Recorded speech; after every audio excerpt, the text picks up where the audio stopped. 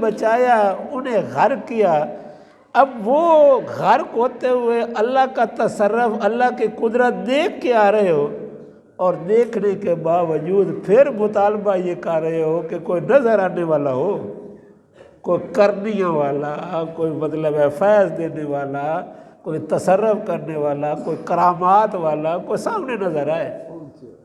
تو موسیٰ علیہ السلام نے جواب میں کیا بتایا؟ آپ نے جو بات کا خلاصہ نکالا نا، وہ بات کا خلاصہ بڑا کمال ہے کہ جس میں توحید نہیں وہ جاہل ہے، جسے معرفت توحید نہیں، انکم قوم تجہلون، تو معلوم ہوا کہ جسے معرفت توحید نہیں، موسیٰ علیہ السلام نے فرمایا وہ جہل کا جہل ہی ہے۔ اگر اسے اللہ کی معرفت بھی نہیں نہ ہوئی تو بس پھر اس کا بھی کوئی حال نہیں۔ تو عزیزاً گرامی، اللہ اکبر اللہ اکبر، آگے بتایا قالا اغیر اللہ ابغیکم الہا، آپ نے فرمایا میں تمہارے لیے اللہ کے علاوہ کوئی الہ ڈھونڈوں، میں تمہارے لیے اللہ کے علاوہ کوئی الہ ڈھونڈوں، وَهُوَ فَضَّلَكُمْ عَلَى الْعَالَمِينَ، اور اس نے تمہیں جہان والوں پہ فضیلت بخشی ہے۔ جس باری تعالیٰ کا تمہارے اوپر اتنا کرم ہے کہ اس نے تمہیں فضیلت بخشی ہے، اور تمہارا حال یہ ہے۔ آگے پھر بتایا کہ وہ فرعون جو تھا وہ تمہیں کیا کرتا تھا، عذاب دیتا تھا، اللہ نے تمہیں نجات دی، وہ تمہارے بیٹوں کو قتل کرتا تھا، عورتوں کو زندہ چھوڑتا تھا، یہ بڑی آزمائش تھی۔ اللہ کا اتنا بڑا تمہارے اوپر کرم ہوا، اور تمہارا حال یہ ہے کہ تم شرک کے طالب ہو، یہ الہ کے متمنی ہو۔ تو عزیزاً گرامی، قابل غور نکتہ یہ ہے کہ فرعون نے یہ کہا تھا کہ میرے علاوہ کوئی الہ نہیں۔ اسلام کی تعلیم یہ ہے کہ لا الہ الا اللہ، کہ اللہ کے علاوہ کوئی الہ نہیں۔ فرعون کا دعویٰ جو تھا، فرعون خود مخلوق تھا، وہ جن سے پاک نہیں، جن سے بشریت سے تعلق ہے، محض اقتدار کی بنا پہ وہ کہنا یہ چاہ رہا ہے کہ اقتدار کے امور میں میرا کوئی اختیار نہیں، صرف میرا آرڈر چلتا ہے۔ بیانیہ اس کا یہ تھا۔ اللہ رب العالمین کا بیانیہ جو ہے وہ یہ ہے کہ جب اللہ کے علاوہ کوئی الہ ہی نہیں، اللہ کے علاوہ کوئی الہ ہی نہیں، تو جب الہ ہی نہیں تو وہ پھر اس کے الوہی افعال، الوہی تصرفات وہ کیسے ہیں، وہ کیسے ہیں؟ ڈاکٹر کیسر نے ایک بات اور کہی، اس نے کہا کہ یہ جو شرک کی بات کی جاتی ہے، شرک تو ہے ہی کوئی نہیں، جو یہ بتایا جاتا ہے وہ کیسے کوئی نہیں؟ وہ کہتے ہیں اللہ کے علاوہ کوئی اور الہ ہے نہیں، تو وہ کہتا ہے جب ہے ہی نہیں تو وہ شرک کہاں سے آ گیا؟ جب اللہ کے علاوہ کوئی الہ ہے ہی نہیں تو جب ہے ہی نہیں تو وہ شرک کہاں سے ہے؟ جو عام علماء کہتے ہیں یہ بھی شرک ہے، یہ بھی شرک ہے، کہا شرک ہے، اللہ الہ ہے نا، اللہ کے علاوہ جب الہ ہی کوئی نہیں تو شرک ہی کوئی نہیں۔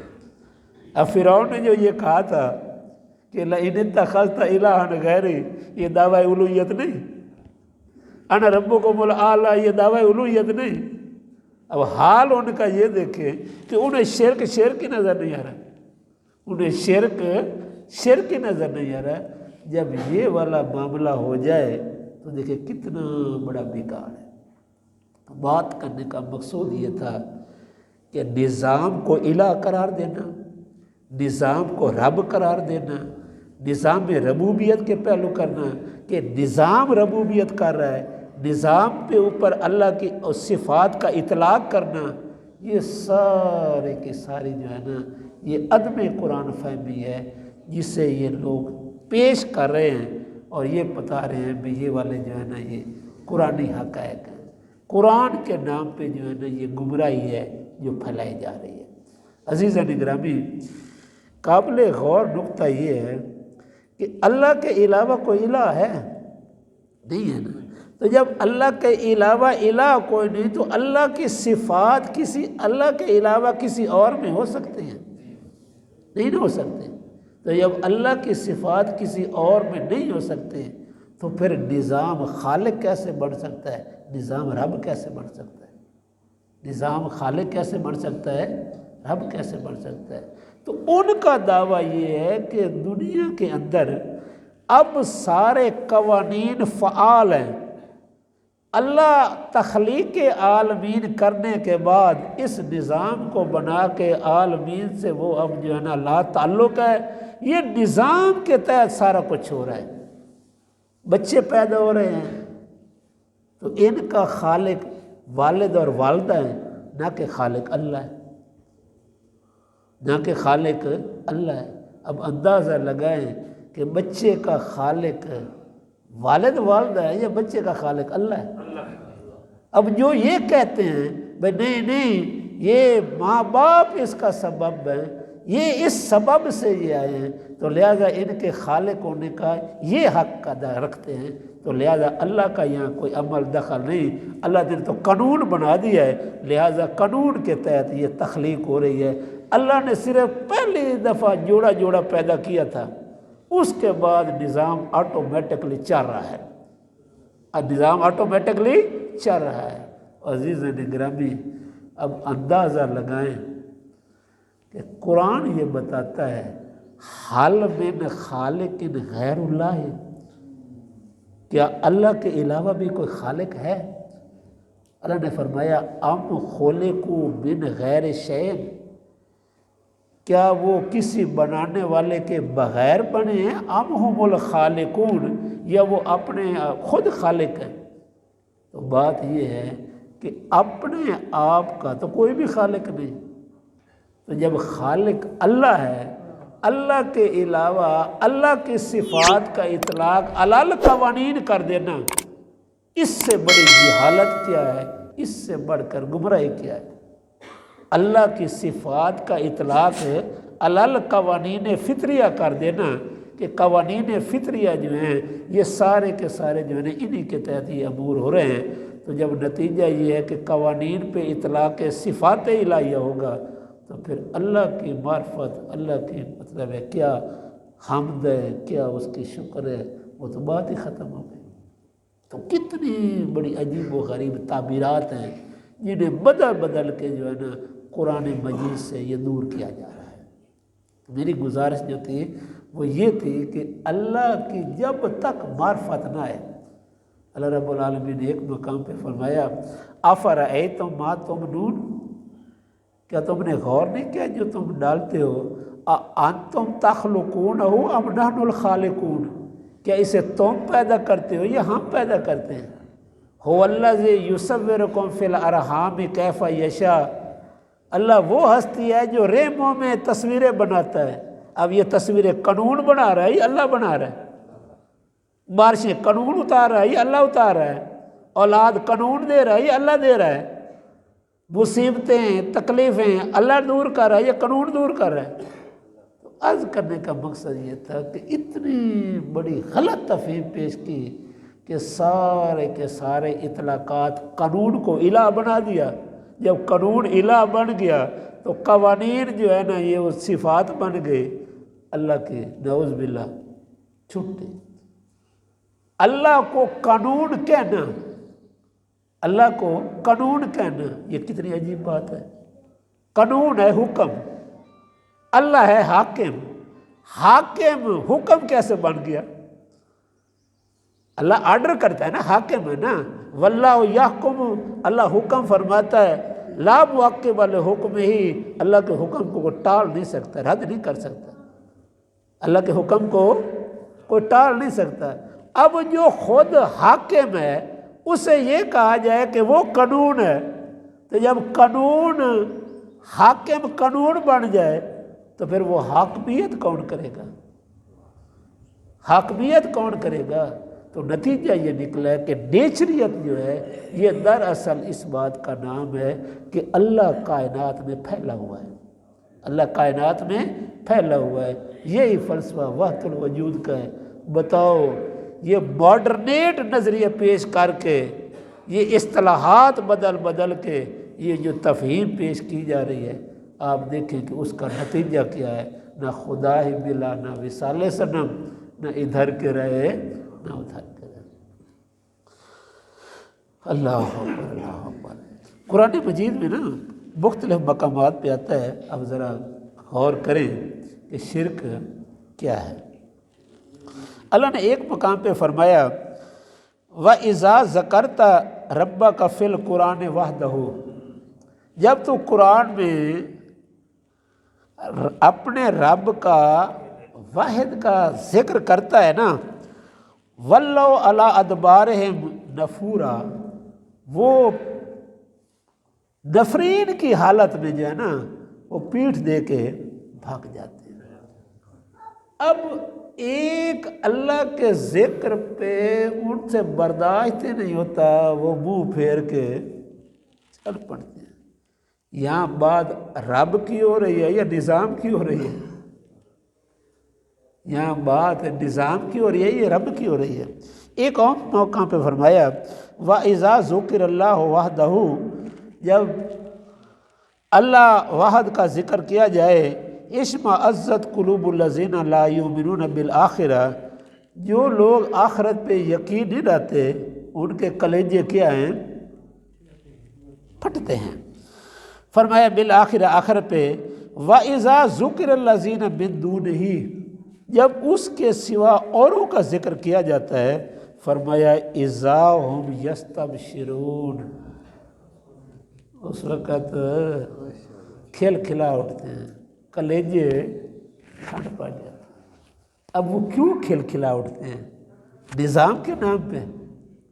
وہ کوئی ہستیاں ہیں نا، جن ہستیوں کو انہوں نے شریک بنایا ہوا ہے، تو جب شریک بنایا ہوا ہے تو جب وہ ان کا ذکر کیا جاتا ہے، ان کے مراتب، فضائل، کرامات، اوصاف حمیدہ، خصائص جلیلہ وہ پیش کیے جاتے ہیں، وہ کہتے ہیں بڑی کرنی والے، بڑی پہنچی ہوئی سرکاریں۔ تو نتیجہ کیا ہے؟ اللہ سے تعلق توڑ کے مخلوق پہ تعلق جوڑ کے اب آپ دیکھیں کہ اس کا نتیجہ کیا نکلے گا۔ اللہ اکبر، اللہ اکبر۔ قرآن مجید میں کثیر دلائل ہیں، میں صرف ایک دو آیات پہ اکتفا کرتے ہوئے ٹائم قریب ہے۔ اللہ نے ایک مقام پہ فرمایا کہ میاں بیوی کا جو جوڑا ہے نا، یہ میاں بیوی کا جوڑا جو ازواج میں بنتا ہے، جب کسی خاتون خانہ کو امید ہو جاتی ہے نا، تو اللہ فرماتا ہے کہ فَلَمَّا أَسْقَلَتْ دَعْوَا اللَّهَ رَبُّهُمَا، وہ جو جوڑا ہے نا وہ دونوں اللہ سے دعا کرتے ہیں۔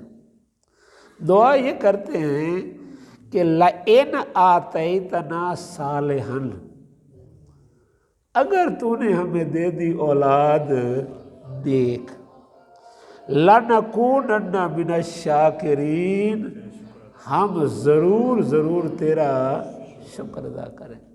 یہ گود اگر ہری ہو جائے، یہ گود اگر آباد ہو جائے، اولاد مل جائے، اب اولاد صالح ملے، تو اللہ سے دونوں دعا کر رہے ہیں کہ باری تعالیٰ تیرا ضرور ضرور کیا کریں گے؟ شکر کریں گے۔ اللہ نے فرمایا فَلَمَّا آتَاهُمَا صَالِحًا، جب ہم نے ان دونوں کو ولد دے دیا صالح، اللہ فرماتا ہے جَعَلَ لَهُ شُرَكَاءَ، اب دونوں جو ہیں وہ اس کے کیا بنانے لگے ہیں؟ شریک بنانے، کیا بنانے لگے ہیں؟ شریک۔ فرمایا فِيمَا آتَاهُمَا، اس میں جو ہم نے انہیں دیا۔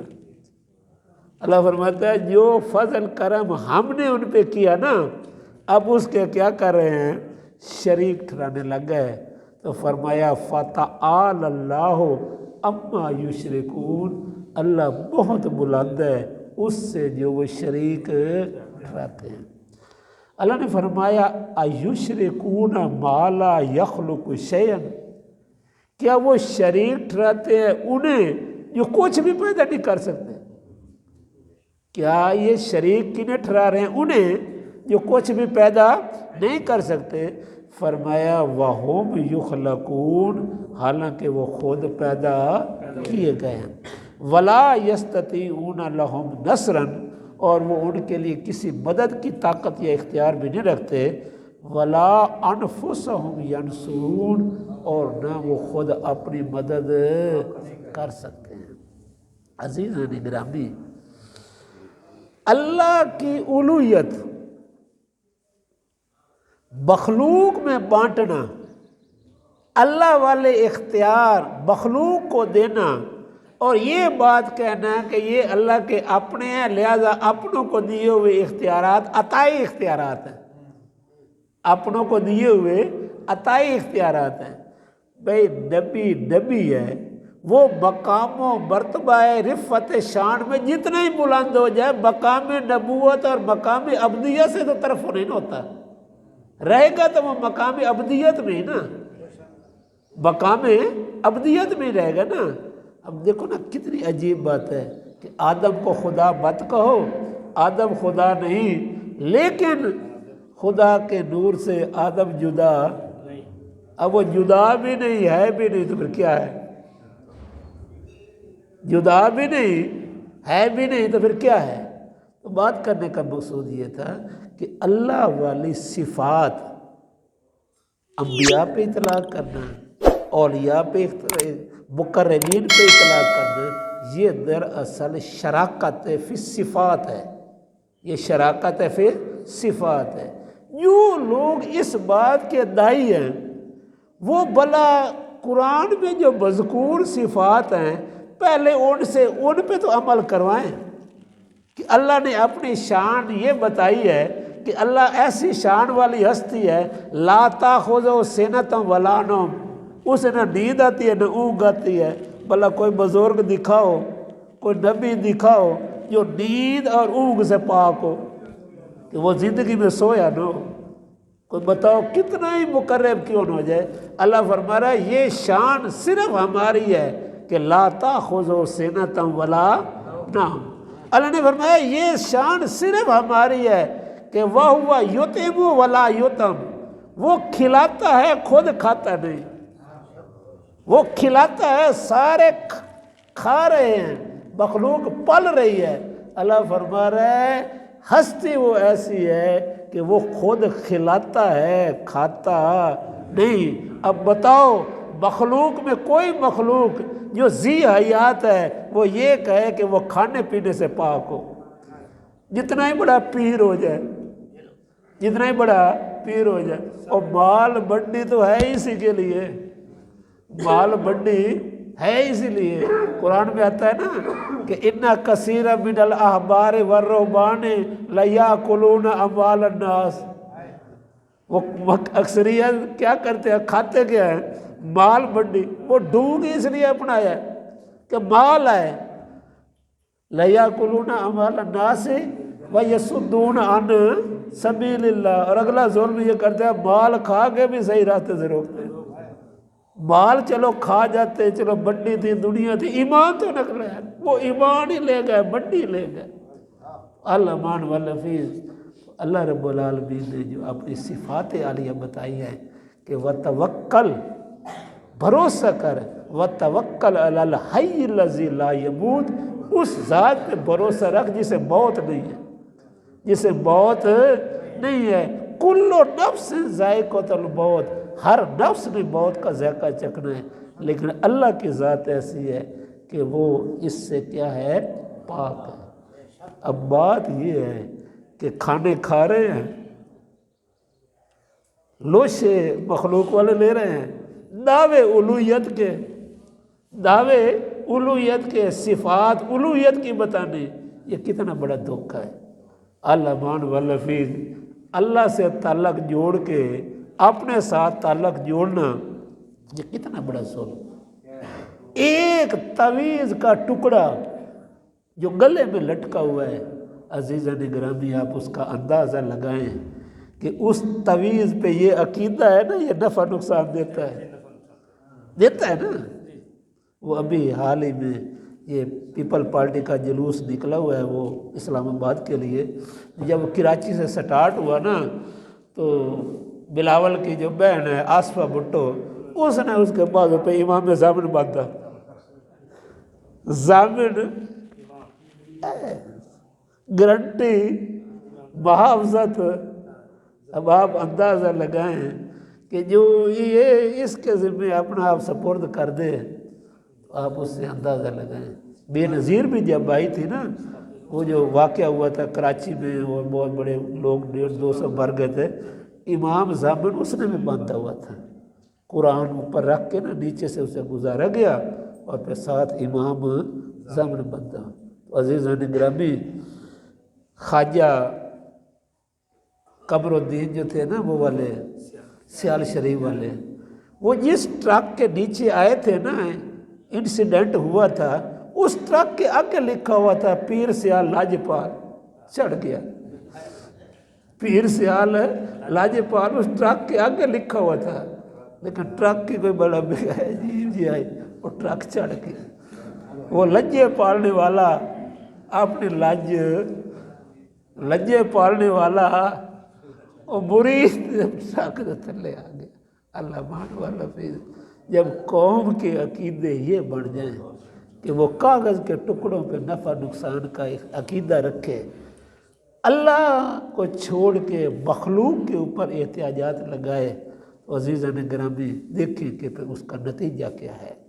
تو بات یہ تھی کہ لقمان علیہ السلام نے بیٹے کو نصیحتیں کی تھی، ان میں پہلی جو نصیحت کی تھی نا بیٹے کو، وَهُوَ يَعِظُهُ یا بنیا لا تشرک باللہ ان الشرک لظلم عظیم، کہ زندگی میں شرک نہیں کرنا، کہ شرک بہت بڑا ظلم ہے، اللہ کے حق کے الوہیت پہ ڈاکہ ہے.